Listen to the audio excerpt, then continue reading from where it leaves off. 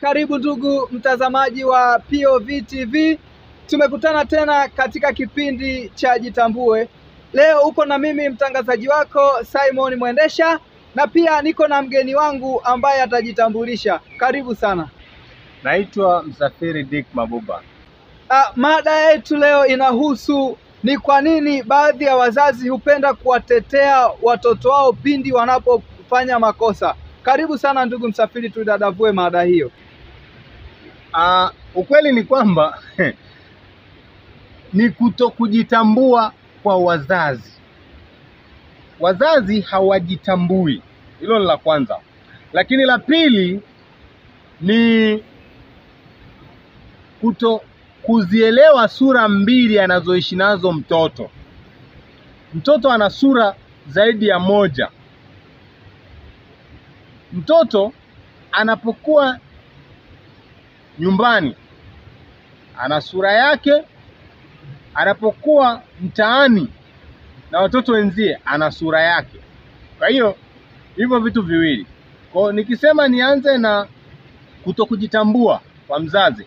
Wazazi wengi hawajitambui. Wazazi wengi hawajitambui kwa sababu unakuta mzazi analetewa taarifa ya mtoto.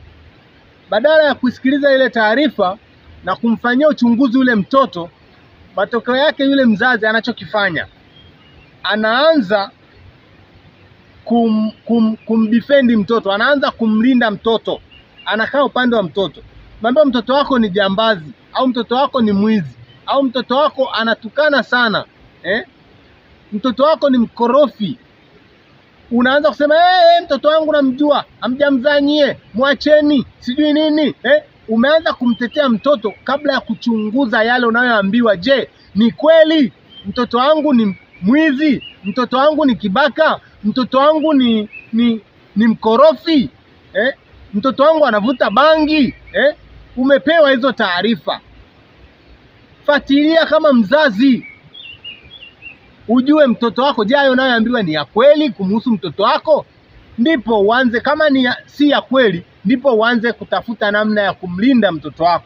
Lakini sio umeletewa taarifa mtoto wako ana tabia hii, unaanza kumlinda. Mtoto wangu nimemzaa mwenyewe, hana hiyo tabia. Mtoto wangu anaga sijui nini hayo mambo. Maneno mengi, unamtetea mtoto, unamlinda kati hujachunguza tabia yake. Kwa hiyo mzazi ni lazima ujitambue. Unapoletewa taarifa, acha kumlinda mtoto, utakuja kujuta baadaye. Jitambue mzazi. Lakini la pili, lazima uzielewe sura mbili za mtoto. Mtoto ana zaidi ya sura mbili. Nikisema mtoto hakui kwa mzazi hata siku moja. Yule ambaye unaishi naye kuanzia sifuri mpaka yuko hapo nyumbani bado hajaondoka kwenda kutafuta maisha yake, ndio huyo mtoto ninayemzungumzia mimi. Sawa? Sasa unapoletewa taarifa, hata kabla hujaletewa taarifa, basi muelewe mtoto wako. Jaribu kufuatilia mtoto wako. Anapokuwa nyumbani ana sura ya kondoo, maana yake anakuonyesha wewe kwamba yeye ni mtakatifu sana, ni mtu ambaye ni mnyenyekevu, ni mpole, anatii sheria zote za kwako, na ukifikiri kwamba huko mtaani nako yuko sawa hivyo hivyo. Naona kumbe kule mtaani ukifuatilia mtoto hapo kwako anakuficha, lakini kule mtaani kumbe ndo korofi la mtaa. Kumbe kule mtaani ndo kibaka, kule mtaani ndo mvuta bangi, kule mtaani ni shida, mdokozi. Kwa hiyo hivyo vitu viwili, ndugu Mwendesha, lazima wazazi watambue. Mzazi kutokujitambua, wajitambue, alafu kuelewa sura za watoto wao. Mtoto wangu nikiwa nyumbani, akiwa nyumbani ana sura ipi, na anapokuwa nje ya nyumbani, mazingira ya nyumbani, ana sura ipi. Asante. Je, ndugu Msafiri, unaweza kuielezea jamii makosa yanayofanywa na wazazi? Kuielezea jamii makosa ambayo wazazi wanayafanya. Kwanza, kosa la kwanza, wazazi wa sasa hivi, wazazi wa kibongo wanaitwa, wameacha kuruhusu mtoto kulelewa na jamii nzima. Wanachotaka ni watoto, yani kumlea mtoto yeye mwenyewe, kitu ambacho hutaweza daima. Ni lazima uruhusu watu wengine waweze kumkosoa mtoto wako. Yaani kuna wazazi wanakosea, mtoto wako anapoguswa tu unaanza kung'aka. Usinipigie mtoto. Hujamzaa wewe. Nimembeba tumboni miezi 9. Nani asiyejua kwamba umembeba tumboni miezi 9? Ndio umembeba tumboni miezi 9, lakini ruhusu ili huyo mtoto akue kimalezi, kwa sababu kule mtaani sio hapo kwako. Sheria zako hapo nyumbani ni tofauti na sheria za mtaani kule. Anapaswa kuheshimu wengine, anapaswa kuona watu wote ni sawa, na anapaswa kuona kwamba watu wote wana haki kama alionayo yeye. Sasa kama unamfundisha tu wewe, kule mtaani kuna walimu pia. Amekosea, ametukana mtu, ataonywa, afinywe kidogo. Anapofinywa kidogo anaelewa kumbe hili jambo ni baya. Lakini sasa wewe kama akifinywa alafu unamtetea, maana yake huyo mtoto anaona lile jambo alilolifanya ni sahihi, maana mama sikanitetea, baba sikanitetea. Sasa turuhusu jamii zetu pia zitusaidie kulea watoto wetu kama zamani tulivyokuwa tunafanya. Sasa mtoto wa mwenzio ni wako. Leo mtoto wangu utasikia nitakuta anachapwa pale na mtu amekosea. Ninapouliza kosa, amefanya kosa, najua ni kosa ndio, nasema safi, vizuri. Na mimi nachukua fimbo na muongezea pa. Mtoto anaelewa kwamba nililofanya ni kosa.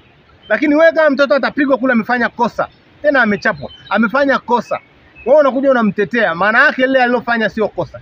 Ametukana, amedokoa, amemvunjia mtu mzima heshima. Kama ni hicho kimetokea, mwache aonywe. Ukikuta mwanao anaadhibiwa, uliza amefanya kosa gani. Na unapojua kwamba ndio alilolifanya ni kosa, umejiridhisha, na wewe chukua fimbo, chapa, muongeze. Hapo utakuwa muonyesha msisitizo kwamba lile ni kosa, na mtoto hata sahau kwamba alichapwa na mtu wa kawaida na alichapwa na mzazi wake, kuonyesha kwamba anakemea hilo kosa. Lakini kosa lingine wazazi ambalo tunalifanya, kuwalea watoto kama mayai hivi. Mtoto huwezi kumuonyesha upendo kwa kumlea kimayai.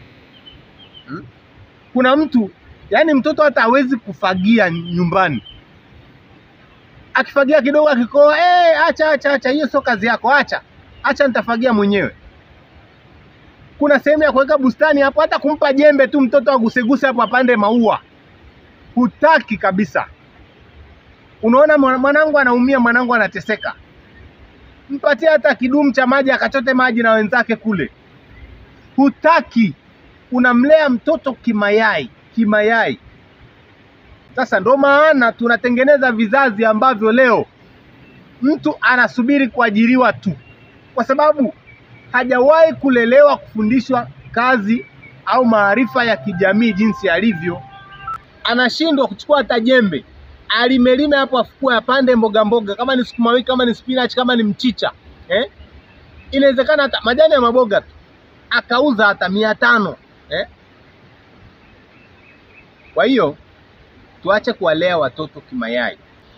Ndugu Msafiri, je, nini kifanyike ili kuleta uwiano sawa kati ya mzazi na mtoto? Kwanza lazima mzazi uwe na tabia ya kufuatilia maendeleo ya mtoto. Ujue mtoto wako anaendeleaje, anapokuwa nyumbani, anapokuwa shuleni, anapokuwa mtaani. Jaribu kufuatilia mtoto wako anaishi maisha ya namna gani na watu wengine. Lakini cha pili, ukiletewa taarifa kama mzazi, usizipuuzie, zifuatilie ili ujue zile taarifa ulizoletewa zinazomhusu mwanao ni za kweli ama ni za uongo. Ukijua ni za kweli, we kama mzazi utajua namna ya kumkanya mtoto wako. Lakini pia ukijua ni za uongo, utajua pia cha kufanya. Kwa hiyo hayo yafanyike. Ni kweli sana ndugu Msafiri. Wazazi wameenda kusikia na kuelewa jinsi ya kuishi na watoto ama jinsi ya kuwafuatilia watoto.